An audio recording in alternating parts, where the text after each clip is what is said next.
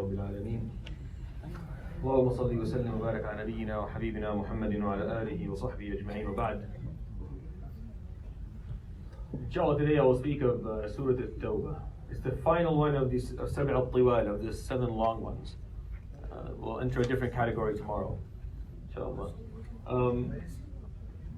And tomorrow, inshallah, I'll do a kind of a wrap-up or try to explain to you how the 7 long ones have a specific purpose and they work in the same on the same line. Like they have a similar feel to them all. They're around a third of the Quran, which is a significant amount. Surat At-Tawbah is very important to speak of. This is probably the most vital talk of all of them. I was contemplating the whole time on the way, do I make this 1 or 2 talks? Do I speak of it in 1 session or 2? I don't know. I'll see how this goes, although I'm not sure.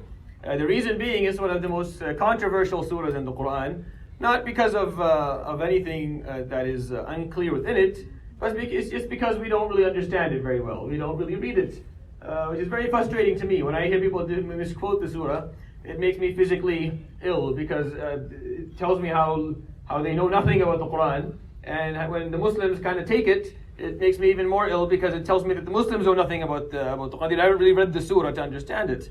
And by far, it's the surah that is misquoted the most in all the Mus'haf. It's the one that has a lot of the ayat that talk about qital, talk about war, and talk about fighting, and talk about jihad. It's filled with it. It's flooded by it. And the reason is because of the purpose of the surah. If you recall the movement that we've been taking, the surah has been slowly moving from one point to the other. There's a build-up, and it's coming. This build-up is leading to what Surat At-Tawbah is going to look like. And I won't go back too far. Let's go back to Surat Al-An'am. Surat Al-An'am talked about the personal relationship with Allah subhanahu wa ta'ala, Iman, and explained what Iman is supposed to look like and what it's supposed to be like. It's supposed to be comprehension and practice, and then it took you a step forward in Surat Al-A'raf, and it told you that you cannot survive unless you survive within your community. That will only happen if you are decisive and you take a stand. You have to decide early on. You have to be decisive early on within your own community so that you can all survive. And then Surat Al-Anfal took us 1 step further and said, well, this is how societies succeed. This is how you're going to succeed. These are the laws of success and victory. And this is what will hold you back. So there's a build-up. You can see it's going from the individual to the group to success to victory. So what do you think the next step is going to be? The next step is going to talk about, I don't want to use the word politics because the word politics has a very negative meaning today. So I'm not going to use that word, I'll just use the explanation of it. It's going to talk about the organization of relationships between the Muslims and all those who aren't Muslims. All those who aren't as committed as them. So we'll talk about the relationship of the Muslim community with the kuffar, with the misbelievers. And it'll talk about their relationship with the muharibin, those who actually fight them, those who are actually showing animosity, those who are bearing arms against them. It'll talk about those who betray them. It'll talk about your relationship with those who aren't as committed as you within your own community, the munafiqeen. It'll talk about a group of people who are in between, al-mutakhallifin and al-mutakhadhilin, the ones who aren't munafiqeen, they're not that bad, but they're really not that committed either. It'll talk about your relationship with a different country, a country that isn't Muslim on the other side. All these relationships. The surah goes into the relationship that we have with all of these different groups and how we're going to navigate and how we're going to deal with it. Talks about war, talks about peace, talks about fighting. It talks about betrayal, talks about treason, talks about hatred, talks about greed, talks about backstabbing, talks about weakness, talks about all these issues that are very, very hard to talk about. When you look at the surah, of course everyone's thinking, but there's one thing about Surat At-Tawbah that makes it stand out, right? There's one thing about it that makes it different than any other surah in the whole Quran. It's not what I just told you. It's not what I just explained to you. Now there's something else that makes it completely different. Fully different, like no other surah in the whole Quran. And I think the reason that it's different is because Allah subhanahu wa ta'ala wants to draw your attention. This is a good way to draw your attention. Because you'll always know the surah. Because all you have to do is make a question. What's the only surah in the Quran that does not start with Bismillah ar-Rahman ar-Rahim? The hands all go up. It says, we know what, we know the surah, we know what it is. It's At-Tawbah. Allah subhanahu wa ta'ala drew your attention to the surah, whether you like it or not. You're going to know this one. This one you're going to remember. All of you are going to remember. Why? Because it's going to be so different. Because you're going to wonder, why is it starting Bismillah ar-Rahman ar-Rahim? That's going to be because it's going to be filled with the speech of fighting and war. and it's going to talk about those who didn't do what they were supposed to do. It's going to talk about the mushrikeen and the kuffar and those who show you animosity and those who betrayed you and those who are munafiqeen within your communities and those who refuse to take a stand. All those groups are going to be addressed right now. And they're going to be exposed. Not exposed for their own sake, exposed for our own sake, so that you can figure out where you stand. What group do you belong to? Do you belong to the group of the mu'mineen that the surah will talk about in high regards? Or do you belong to one of the many other groups that the surah talks about? Which one is it? It organizes all these relationships. And it speaks of war, and it speaks of peace, and it speaks of fighting. One of the most misunderstood surahs because no one really reads it. It starts out, Bara'atum min Allah. Allah subhanahu wa ta'ala has nothing to do. He is innocent fully. He is distant. There's a distance between him and his prophet. Bara'atum min Allah wa rasulihi ila alladhina ahadtum min al-mushrikeen. To those who you have a covenant with amongst the mushrikeen. Why? Why is Allah subhanahu wa ta'ala telling the Prophet ﷺ, break your covenant? No, it's the opposite. It's the opposite. It's fully the opposite. This surah was revealed in the 10th year and the 11th year of his hijrah ﷺ. That is 22 years into his bi'tah. That was literally only a few months before he passed away ﷺ. And the surah was almost revealed fully within a couple of days. And it came during a time when the Prophet ﷺ had signed treaties with all the Arabs of the land, all of the different tribes that surrounded Medina and Mecca, because he'd already conquered Mecca at that point. He had signed treaties with all of them, that we will no longer fight, it's a truce. It's a truce. And Muslims and non-Muslims, whatever you may be, you can walk and roam the earth freely. Do what you will, and we have a truce. Meaning, just like you're living in any country today, where you are Muslim and there are non-Muslims, and we all walk in this earth freely, and we don't harm one another. That was the treaties that he signed. 29 times at least, that are recorded. 29 times, these tribes that the Prophet ﷺ signed the treaties with, broke their word, and killed and murdered Muslims. 29 times that are recorded. I don't know, the number is probably higher than that. And every time they did it, the Prophet ﷺ, what would he do? He would sign it again. He would bring them in and say, okay, that was obviously a mistake. Let's not do that again. All right? And then they would sit down, they would negotiate, he would sign another treaty with them, sallallahu alayhi wa sallam, and then they would go and do it again. And he would sign a treaty again. And then they would do it again, and he would sign the treaty again. And that kept on happening until Surat At-Tawbah was revealed. That's it. Surat At-Tawbah came and said, that's it. That's enough. That's enough. From now on, things are going to be different. The way you're going to deal with them, the way you're going to deal with all different groups within your community and outside is going to be different. Here are the parameters. Here's how you're going to go forward with all of them. And it started with bara'atun min Allahi wa rasulihi ila alladhina ahadtum min al-mushrikeen. And if you go through the ayat, as it speaks of فَسِيحُوا فِي الْأَرْضِ أَرْبَعَةَ أَشْهُرٍ وَاعْلَمُوا أَنَّكُمْ غَيْرُ مُعْجِزِ اللَّهِ وَأَنَّ اللَّهَ مُخْزِي الْكَافِرِينَ, gives them a period of time that they're allowed to exist. You can stay here you have 4 months. You have 4 months. You get your act together. Either you enter in the treaty with the Prophet ﷺ as an ally, or you accept Islam, or you leave. You leave this land. You go somewhere else. We cannot trust you anymore. You have broken your word too many times. You are not trustworthy. You need to leave. You need to leave. I have 4 months to figure something out. 4 months. فإذا انسلخ الأشهر الحرم فاقتلوا المشركين حيث وجدتموهم وخذوهم واحصروهم واقعدوا لهم كل مرصد. When the 4 months are over, then you fight them. And you seek them out. And you find them, they're not allowed to stay anymore. But there's an exception. إلا الذين عاهدتم من المشركين ثم لم ينقصوكم شيئا ولم يظاهروا عليكم أحدا فأتموا إليهم عهدهم إلى مدتهم. However, the tribes of the mushrikeen who never betrayed you, who never harmed anyone, those ones are exempted from all this. This is what the ayah is saying. They're completely exempted from this. They don't fall under what we're saying right now. For them, whatever the treaty was, you continue the treaty with them. 10 years, 50 years, 100 years, then you continue with them. They are not a part of what is being said. And you go through the ayah, the first 2 pages, and it's filled with how you're going to fight them. But every second verse, you find, فَإِن تُبْتُمْ فَهُوَ خَيْرٌ لَكُمْ. But if you make tawbah, it's better for you. فَإِن تَابُوا وَأَقَامُوا الصَّلَاةَ فَخَلُّوا سَبِيلَهُم. And if they make tawbah and they establish their prayers, then let them go. Even after you catch them. Even if they refuse for 4 months, and then you go and you capture them, and they say, تُبْنَا إِلَى اللَّهِ, we want to become Muslim. أهلا وسهلا. فَخَلُّوا سَبِيلَهُم. You let them go. فإن تابوا وأقاموا الصلاة وآتوا الزكاة فإخوانكم في الدين. Every couple of verses.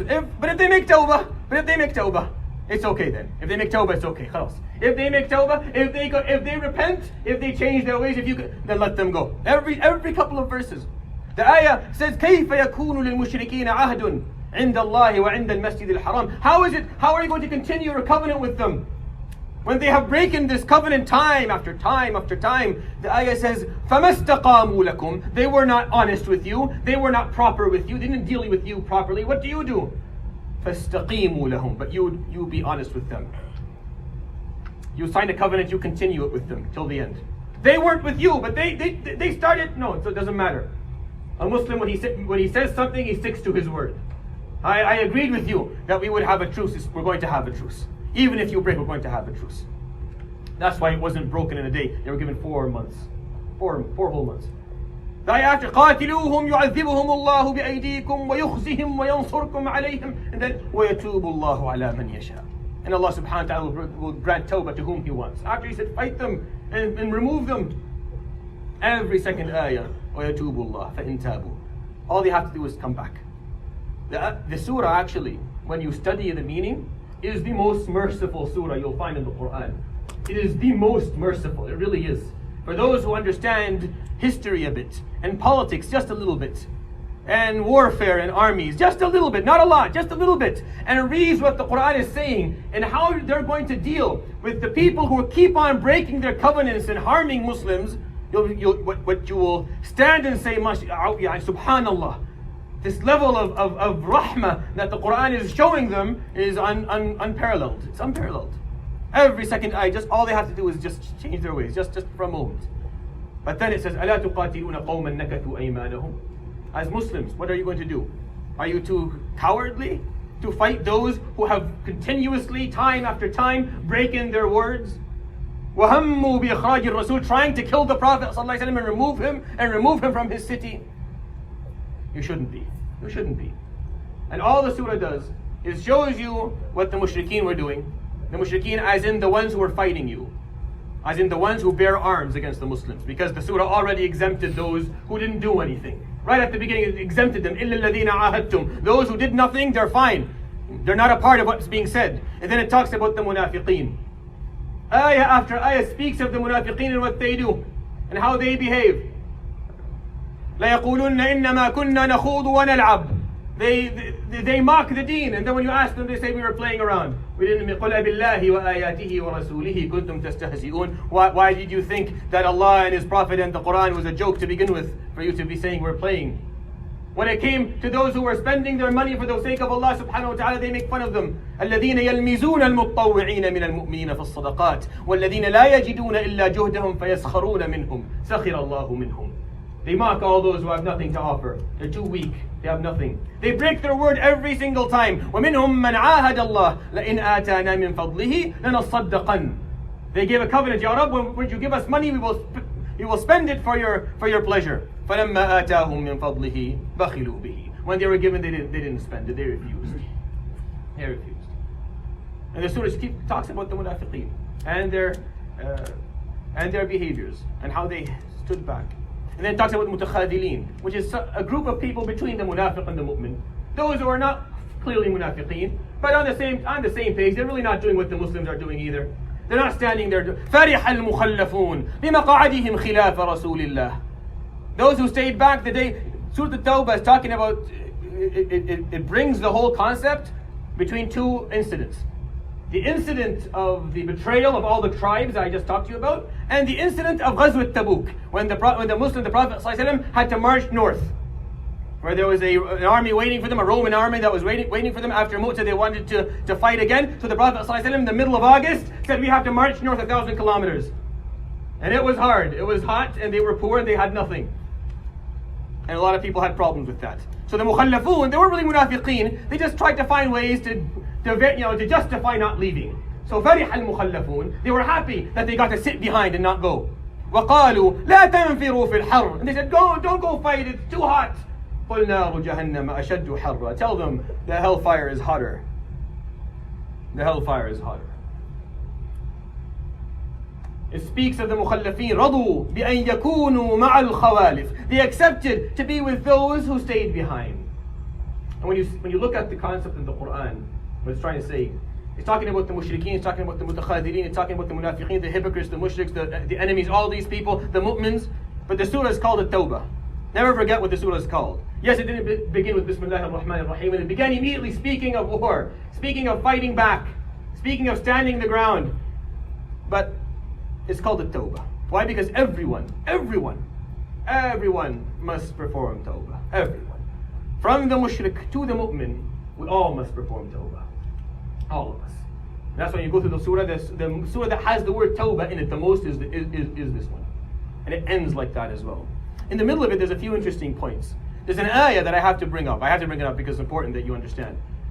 The ayah goes, قَاتِلُوا الَّذِينَ لَا يُؤْمِنُونَ بِاللَّهِ وَلَا بِالْيَوْمِ الْآخِرِ وَلَا يُحَرِّمُونَ مَا حَرَّمَ اللَّهُ وَرَسُولُهُ وَلَا يَدِينُونَ دِينَ الْحَقِّ مِنَ الَّذِينَ أُوتُوا الْكِتَابَ حَتَّى يُعْطُوا الْجِزْيَةَ عَنْ يَدٍ وَهُمْ صَاغِرُونَ. Fight those who don't believe in Allah and the hereafter. And do not make haram what Allah made haram. And don't accept the deen of Allah subhanahu wa ta'ala from the people of the book until they give you jizya. Now, of course, if you don't understand what I explained in the surah, if you have no understanding of the purpose of this surah, you don't understand when the context of it was, you will take this ayah and you will cut it out from everything that is surrounding it, and you will use it as an anthem for war against every living human being, because you don't understand what the ayah is actually saying. I'm going to give you a few points that it will become very clear to you. First of all, where is فَإِن تَابُوا after it? Where is فَإِن تَابُوا? Every other ayah in the surah, right after it is يَا فَإِن تُبْتُمْ يَا فَإِن تَابُوا. One of those two. You're going to find some form of someone repenting and Allah accepting the repentance. This ayah, there's nothing like that around it. There's no tawbah surrounding it at all. Why? Knowing when the surah was revealed, it was revealed just before Ghazwat Tabuk. What was happening? Al-Ghasasina, which was a country that was just north of where the Prophet ﷺ lived, 1,000 kilometers, had declared war upon the Muslims. The ayah itself was telling the Prophet ﷺ, regarding them, you go and you fight. Regarding the country, it's a political ayah. It's political. That's why there's no fa'in tabu. Tabu is a spiritual act. Tabu is an act of deen. This ayah is not an ayah of deen. It's not talking about the religion. You're not fighting for a holy reason. You're fighting politically. They're a political force that have declared war. You go and you fight them politically. There's no taboo in the middle because that doesn't mean anything. That's not the point of it.